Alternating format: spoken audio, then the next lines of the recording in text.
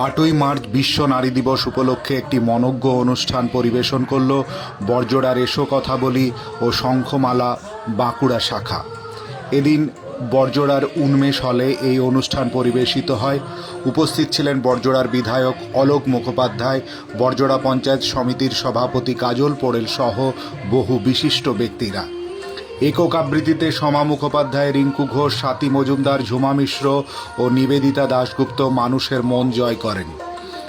তমাল ঘর, সায়নী ঘর, ভবানী ব্যানার্জি ও পূরবী ব্যানার্জির দ্বৈত উপস্থাপনা এক বিশেষ পরিবেশের সৃষ্টি করেছিল সেই প্রেক্ষাগৃহে। সমবেত আবৃত্তিতে ছিলেন বাঁকুড়া শঙ্খমালা ও বড়জোড়া এসো কথা বলির শিল্পীরা। এই অনুষ্ঠানের ভূয়সী প্রশংসা করেন উপস্থিত দর্শকরা।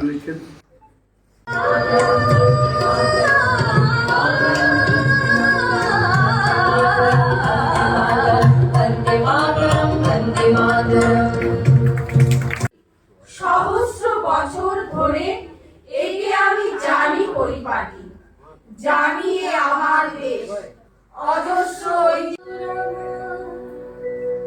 মায়ের হাসি চাঁদের মুখে ঝরে, মাকে মনে পড়ে আমার, মাকে মনে পড়ে তার মায়ায় ভরা সজল দিঠি, সে কি কভু হারা, সে যে জড়িয়ে আছে ছড়িয়ে আছে সন্ধ্যা রাতের তারা, সে যে আমার মা। বিশ্বভুবন মাঝে তাহার নেই